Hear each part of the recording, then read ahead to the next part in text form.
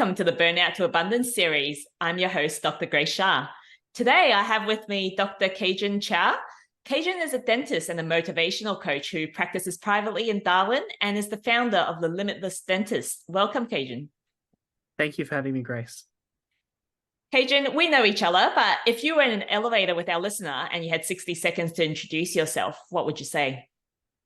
My name is Kaejenn. I'm a dentist, motivational coach, and entrepreneur, and my goal is to help dentists overcome burnout and unlock the fulfilling dental career of their dreams. That's pretty awesome and exactly what we're talking about. So you're in the right place. So obviously this is a series where I want to share stories of inspiring people that I know who has journeyed from burnout to abundance. And tell me a little bit more about your experience with burnout, what stage of your life that you were at. Yeah, thanks for the question, Grace. So interestingly, my burnout happened quite early in my dental career. So it actually happened 18 months only into my dental career. And a lot of it started with a denial, because the first question I asked myself was, surely I can't be burning out this early. I haven't really scraped the surface of my career. But all the signs and symptoms definitely pointed out to burnout, because it actually happened in the middle of the pandemic. So around June 2020 was when I really felt the full brunt force of my burnout. I was experiencing symptoms of, chronic stress. I was getting anxiety around my dental practice, especially my clinical skills. I had a very low clinical self-esteem, I call it. I was afraid of making mistakes. And when I did make a mistake, rather than trying to learn and grow through it, I vowed myself to not do that procedure ever again. So what ended up happening through kind of a cascade, or what I call a spiraling negative mindset, if you want to call it, or a state of place or state of being, I started to get panic attacks before work, which was quite scary, because I guess I was raised a Buddhist, so meditation has been something as a life practice that I've always adopted.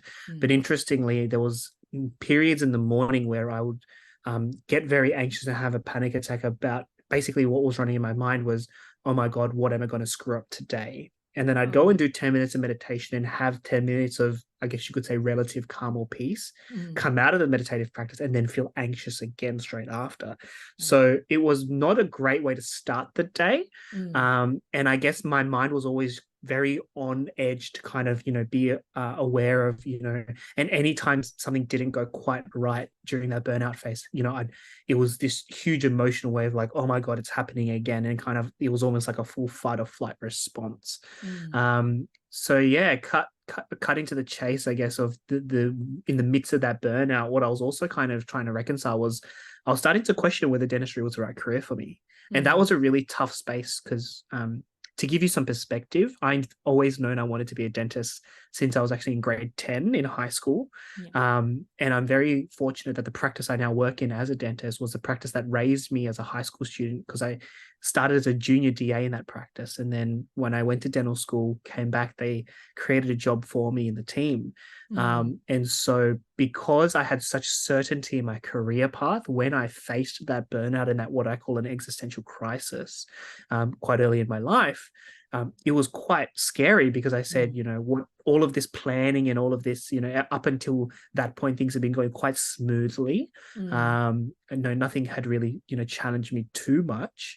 But then I was, questioning, is dentistry for me? And that really, I guess you could say, started me on a significant personal development journey when I was looking for a solution to my problems. And out of that came out, I guess out of that work, I was able to, re-find and rediscover, my passion for dentistry and my purpose for what I do with dentistry as a vehicle.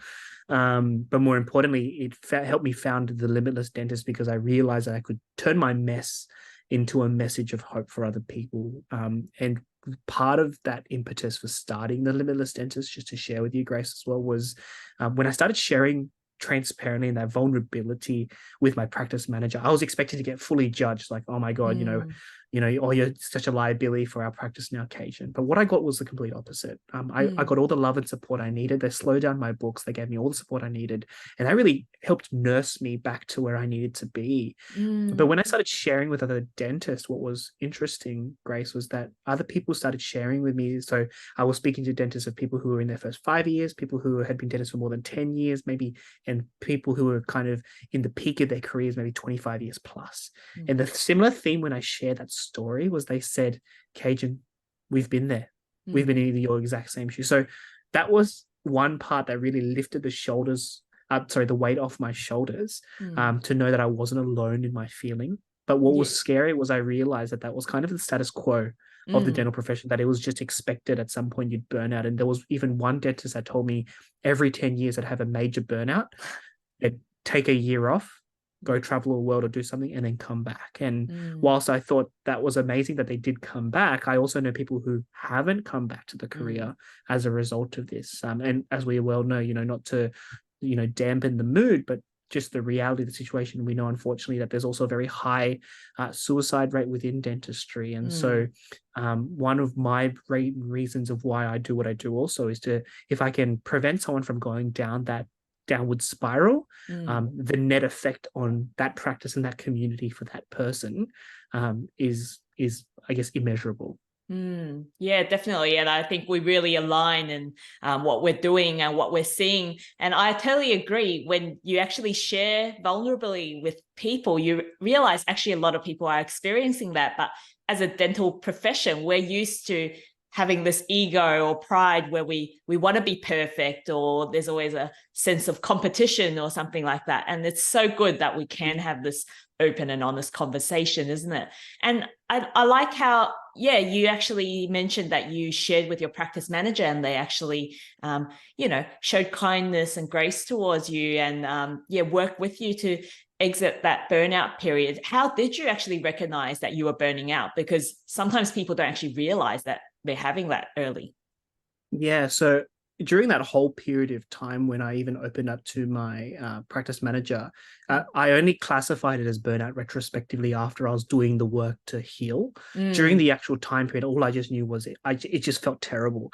I just felt so low. I was like, oh my God, I feel like I want to quit dentistry. But interestingly, one of the positions I also hold outside of my clinical careers, I also hold some board and leadership positions in the Australian Dental Association, especially the Northern Territory branch. And one thing I think I shared with you before, Grace, is what was interesting is during what I call a chaotic week, I'd have a panic attack and I'd be experiencing all these signs of maybe anxiety, stress, maybe partial depression, or just feeling down about my clinical career. But the minute I was doing something in the leadership space, still in the dentistry field, but just not clinically seeing patients and treating patients, I felt really positive and I was very joyful. So there was this really weird period of time where I knew what was the cause of my stress and anxiety, which was the clinical aspect of dentistry. But outside of clinical dentistry, I was thriving because it was something I guess I was naturally competent and confident in. So that was the other reason too that I realized. I was like, because of that, I guess you could say dissonance of the two areas, I knew that it wasn't all of life that was going wrong.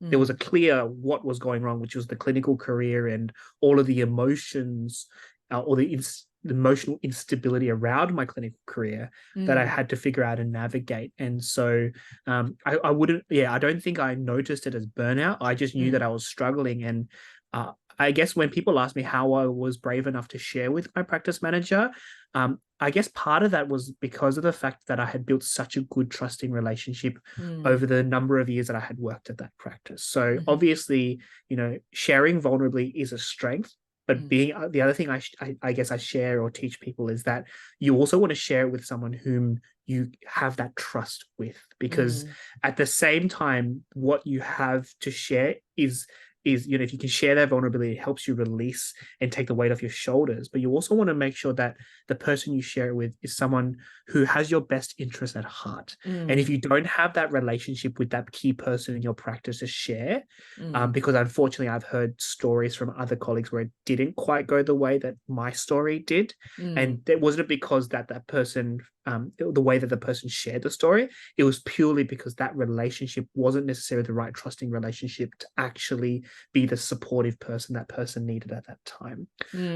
So I do count my blessings and my lucky stars that I already had such a nurturing relationship with my principal and my practice manager that when I did share, they were able to help me. Yes, yeah, and I think that's something that I'm actually speaking about among dentists as well, that building the relationship within the practice and amongst colleagues is so important, isn't it? So that when you do have crisis, you are able to help each other and support each other. So what I'm sure people would like to know, how did you actually overcome that period of burnout specifically?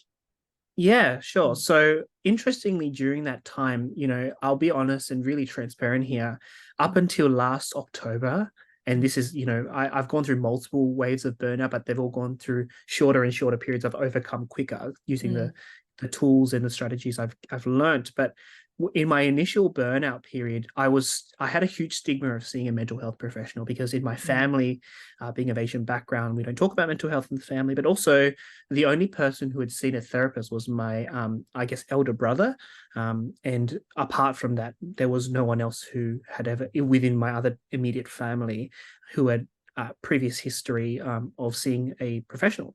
So because there was that stigma that existed, I was like, okay, if I don't feel that I can get help in that way, or I have a stigma there, how else can I get help? And I actually went down the personal development route, where actually during the time of the pandemic, there was a Tony Robbins course happening, which was called the Breakthrough Challenge. And I think globally, outside of dentists, people were just feeling burnt out for various different reasons. But what happened was that was my first foray into what I call the personal development or the personal coaching arena. And that first challenge, which was a free challenge done all around the globe, it was because it was live from the US. I actually tuned in I think I used to watch the replay because it was happening in US, which was quite early in the morning in Darwin. But interestingly, as I began to watch some of like Tony Robbins sharing and some of his speakers that he had, I noticed that just by listening and watching and hearing him speak and engaging with what he was sharing, in that small moments amongst what I call the chaos of my week, I was starting to see some sort of glimmer of hope, and I was starting to physiologically see my mindset shifting, but also I was seeing a light at the end of that tunnel. And because I started to feel, I guess you could say, a positive benefit from what I was watching, I was like, maybe this is my solution. So that particular challenge, I didn't quite, I thought the replays were going to be available forever, but it turns out, obviously, with the way that they do the courses, those free replays were only, I think, available for 48 hours.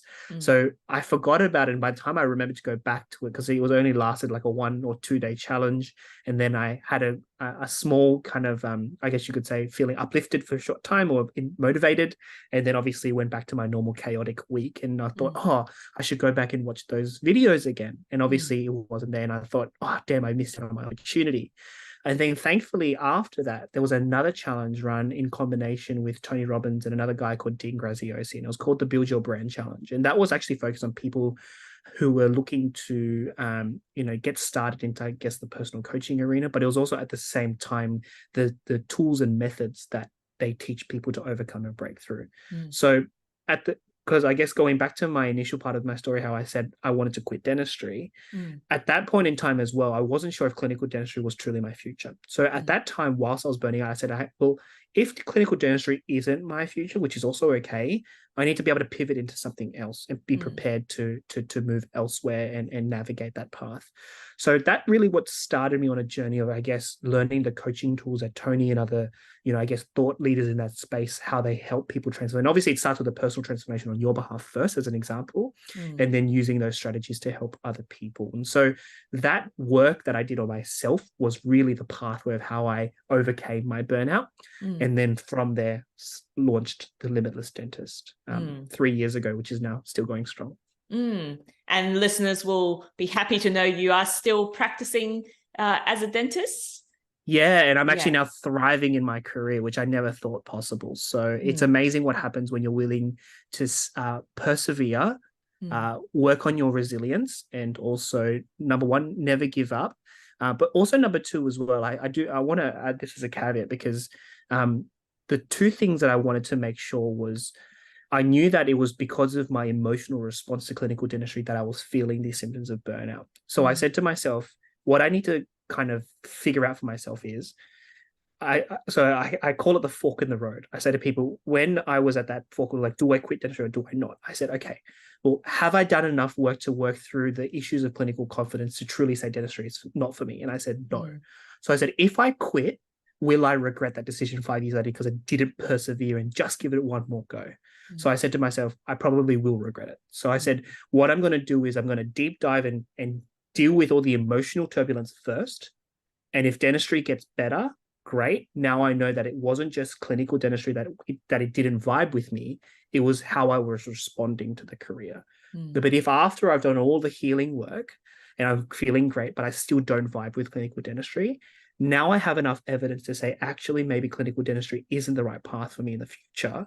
And I have, moving forward, I know that wherever I go to as a jump point next, I've got a really strong, stable foundation to move forward from there. So I always share with people that, it's not that I tell people not to quit dentistry if dentistry is really not for them, but I do encourage people to do the harder work first, because there is no guarantee that if you don't use the tools to heal this burnout in dentistry, what's to say if you go into another area of any industry and you face adversity then, if you didn't have the tools then to deal with the emotions now, what's to say you're going to have the tools to deal with the emotions then?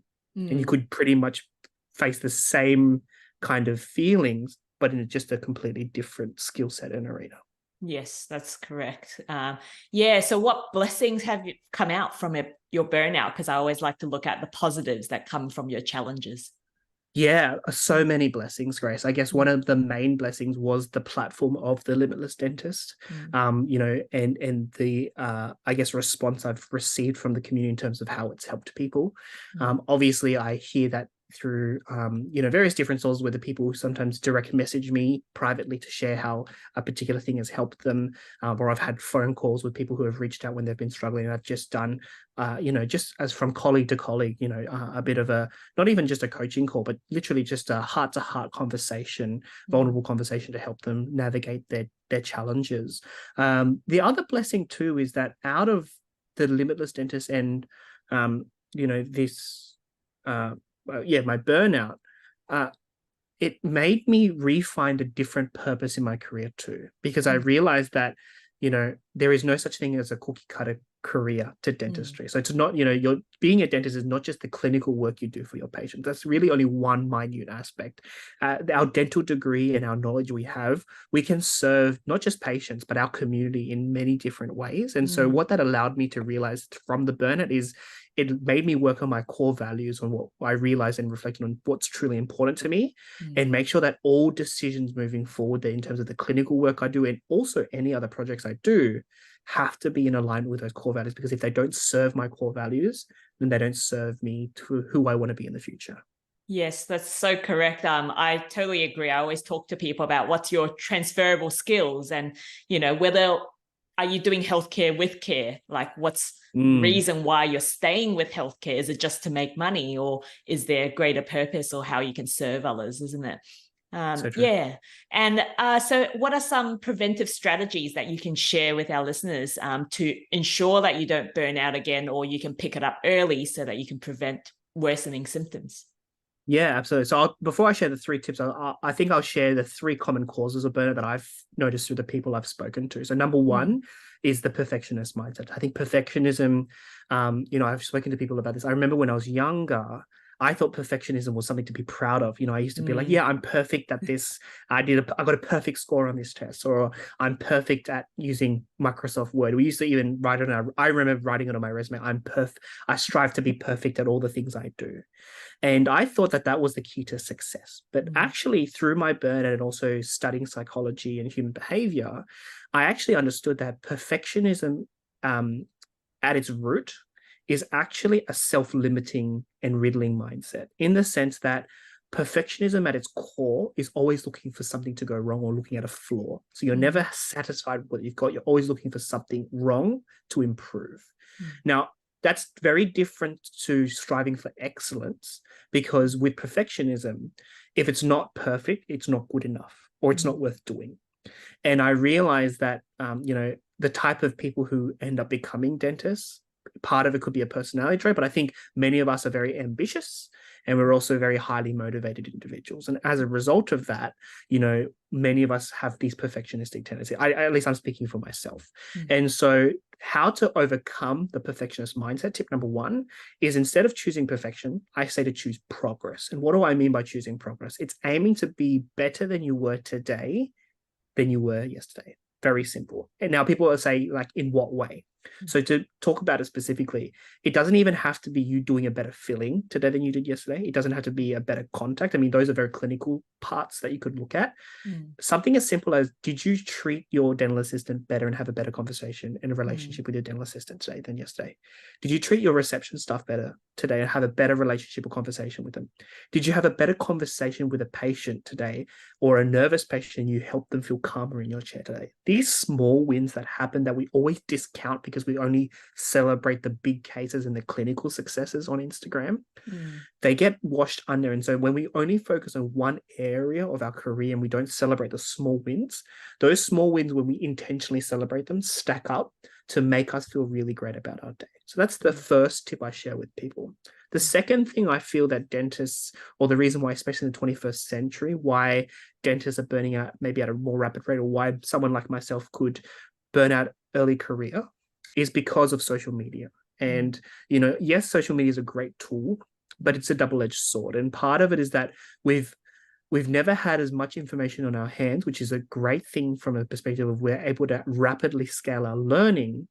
But the second part of that is that when it's not tamed or disciplined, we end up comparing ourselves to people without actually having the right comparison scale. And what I mean by that is, if you're seeing some amazing dentists who are doing amazing implants or cosmetic cases and changing people's smiles, while that's amazing, for me, as someone who's only just shy of 5 years of being a dentist, to compare to a dentist who's maybe been out for 15 years, but more importantly, not even just time of being a dentist, how many times, what courses, like how much investment that dentist did in courses to learn that skill set, but maybe even how many failures that they didn't share for them to be able to do what they do today.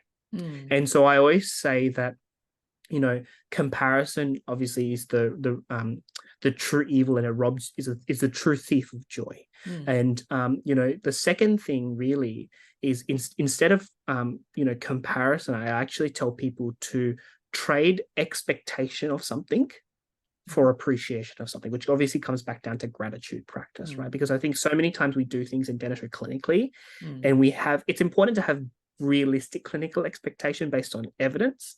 But what I mean by expectations is actually our personal expectations on treatment. So for instance, the example I use a lot is that whenever you're doing, and this is just a very clinical term that some dentists may relate to if they're hearing this, whenever you do a root canal, you go to obturate a root canal. People always want a really beautifully packed, condensed root. But we all know clinically that as long as it's sealed well at the apex and sealed chronically, even if there's a little void in your root canal, that is still a good root canal. It's probably going to last. And so the expectation in that moment is a perfect root canal. Now, if you see a void in your root canal, many dentists might say, you know what, that's not good enough. I have to take this all out and do it again. And look, by all means, if you want to, you can. And as long as your patient is happy to do so. But the way I see it is, I would rather trade that expectation for an appreciation moment to say, I'm really glad that I got to save that patient's tooth and give extra life to that tooth that otherwise would have required an extraction.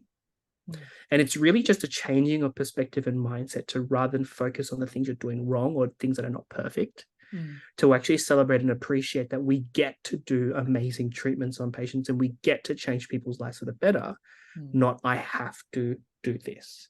So that's the second thing. And then the third tip I share with people too is, when you're embarking on any personal development journey or growth journey, it is so important, if we're willing to accept not to be perfectionistic about it, we have to also accept that for our growth. And what I mean by that is, I tell people to be graceful with their growth. Give yourself grace and give other people around you grace, because, your growth is not going to be a linear scale where you're just going to get better and better. It's pretty much like a roller coaster. You're going to have peaks and troughs throughout your whole journey. But it's understanding that within those peaks or those valleys and those heights, eventually, when you stay persistent, things are going to get better in the longer term once you've got enough data and enough experience. And so, when you're going on a growth journey, is it going to be messy? Absolutely. But that's also part of the learning journey. And I think that's a hidden blessing, because if it was just a smooth ride of growth, number one, it's not really relatable to people. And number two, it doesn't really teach you mental fortitude and resilience of how to continue to overcome the challenges. Yes. Yeah, I totally agree with all of that. And yeah, those are very good practical tips. I think not just for dentists, but for anyone who has a tendency to have high expectations of themselves and of others, and not sort of value self-care as well. Yeah, what are some sort of self-care strategies that you use now to make sure that you don't burn out? Yeah, great question, Grace. So obviously my morning ritual, right, is very important to me. And I call it specifically a morning ritual than a routine, because there is a spiritual element that is important. So I look at my physical health, my mental health, and my spiritual well-being. And so in the morning, I ensure that I don't touch my phone where possible. So my phone stays on its charger right until I need to go out to head to my practice in the morning. And what I do in the morning is wake up, obviously brush your teeth as you do your normal morning routine, wash your face. If you have a skincare routine, do that too. But what I do is I always schedule time. So I make an espresso coffee every morning, and I schedule time to actually be present with my cup of coffee. So I really enjoy my first sip of coffee, which I call glimmer moments as opposed to trigger moments.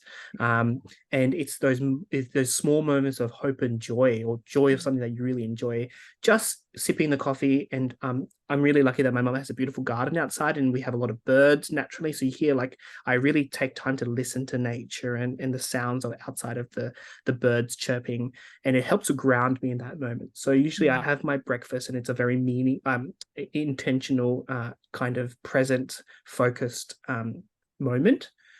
And then once I've had my coffee and my breakfast, I then do at least 10 to 15 minutes of meditation. And then following that, we'll then get ready for my day and then go to work. So that's my morning ritual that sets me up for the morning and the day.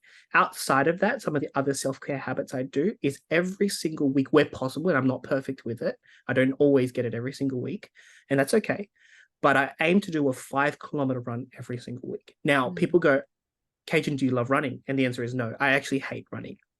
But the reason why I do it is because it is a worthwhile challenge. So the 5-kilometer run never gets easier, but the endorphins and the sense of accomplishment you get finishing that 5-kilometer run, even when you didn't want to do it, and even though you wanted to quit halfway through, when you follow through on yourself, what I get to earn after finishing a 5-kilometer run is I earn my self-confidence, and I earn my follow through, which shows to me that it says no matter, and what it does is it gives me what I call a litmus test of resilience. So I say to myself, if I can get through that tough 5-kilometer run that week, whatever challenges or hurdles that may stand in my way the week ahead, that's my benchmark test. Was it as hard as that 5-kilometer run? And many times it really isn't. So it gives me a basis or a litmus test or a benchmark indicator, I guess you could call it, or a lead measure for me to be able to say, is it as tough as that 5-kilometer run? And also, I love the positive endorphins, and that, it helps me keep fit as well, which is health is another of my core values. Yeah, really having that perspective, isn't it? And comparing the challenges that you have with other things that you've overcome. I really love that. Thank you very much for sharing, Kaejenn. It was been lovely speaking to you. And how can people find you and connect with you on social media? Yeah, sure. So you can either find me personally at Kaejenn Tchia, either on LinkedIn, or also you can reach me on Facebook, but also you can find all of the stuff in the free trainings I do through the Limitless Dentist on Instagram. So I do a weekly live training on Instagram where possible, and I save that. It's at the Limitless Dentist. But yeah, you can reach me on any of those social medias. Wonderful. I look forward to catching up with you more in the future. And thank you very much for speaking to our listeners today. Thanks for having me, Grace. Thank you.